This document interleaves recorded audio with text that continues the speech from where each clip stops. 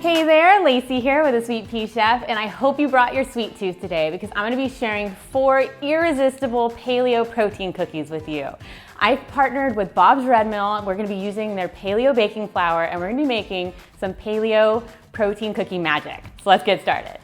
If you haven't heard of Bob's Red Mill's paleo baking flour yet, it's awesome. It combines coconut flour, almond flour, tapioca flour, and arrowroot starch. Just 4 ingredients, and it just makes paleo baking so much easier.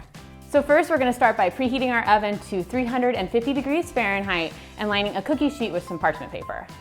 Now we're going to make our peanut butter paleo protein cookies using just 4 ingredients. So in a large mixing bowl, we're going to combine some peanut butter, coconut sugar, Bob's Red Mill's paleo baking flour, and a couple of eggs. Then we're going to stir it around to completely incorporate everything. Now we're going to grab about 2 tablespoons out of this batter and roll it into a ball, and then we're going to flatten that ball onto our baking sheet into a round cookie shape. Now, using a fork, we're going to gently press down onto our cookies to make a crisscross pattern. If you find that the fork sticks too much, you can run it under some water and then try again, and it makes it much easier.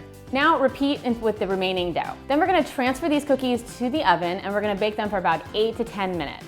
You'll know they're done when they look nice and glossy on the top and the sides and the edges are getting just a little bit golden. Then remove them from the oven and allow them to sit for about 5 minutes before transferring to a cooling rack. Now let's make some chia seed lemon protein cookies. So in a large bowl, we're going to combine our Bob's Red Mill paleo baking flour, followed by some lemon juice, lemon zest, chia seeds, coconut oil, eggs, vanilla extract, and pure maple syrup. Then stir everything together. Now take about 2 tablespoons of that batter, and we're going to transfer it to our prepared baking sheet. We're going to gently press it down and to form the cookie shape. It's not going to spread a whole lot, so the size that you put it on the parchment paper will be about the size that it actually bakes to be. We're going to want to separate the cookies for about 2 inches or so to allow them enough space. Now transfer our cookies into the oven and let them bake for about 8 to 10 minutes. And what we're looking for is for them to kind of start to look a little bit cracked on the top, and on the edges of around the bottom, we're going to want it a little bit golden brown, but not too much, they don't dry out. Then remove from the oven, allow them to cool on the baking sheet, and then transfer to a cooling rack to completely cool for later. Next, we're making some chocolate chunk protein cookies that are super tasty. So in a large mixing bowl, we're going to add some almond butter, followed by dark cocoa powder, our Bob's Red Mill's paleo baking flour, pure maple syrup, some melted coconut oil, and eggs. Then we're going to stir all of this together until it's fully mixed, and then we're going to add in our dark chocolate morsels or dark chocolate chunks, whatever you have, and we're going to fold that back in. Then, just like with our lemon protein cookies, we're going to transfer about 2 tablespoons of our batter onto our prepared baking sheet, and we're going to form it into a cookie-sized shape. If you need to, you can use some water to make it a little bit more pliable so it doesn't stick to your hands.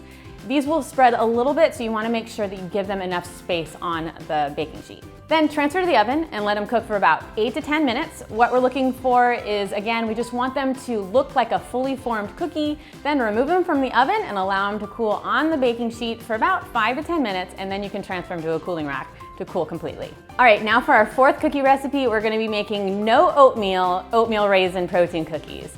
Because oats are not paleo, we can't use oats in this recipe. So I've made this recipe so it tastes exactly like an oatmeal raisin cookie, but with no oats. So in a large mixing bowl, we're going to add our paleo baking flour, followed by some sea salt, ground cinnamon, eggs, pure maple syrup, and vanilla extract. And then we're going to stir to combine everything.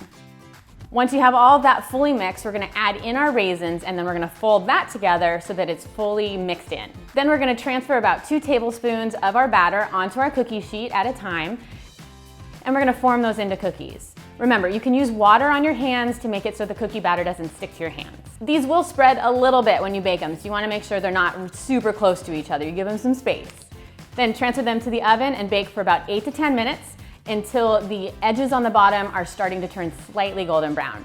Then remove from the oven, allow them to cool on the baking sheet for about 5 to 10 minutes, and then transfer them to a cooling rack to cool completely. Each of these 4 cookies are paleo, clean eating, refined sugar-free processed flour free. It's just a bunch of goodness and they're super tasty and a really great sweet treat to have even on a healthy lifestyle.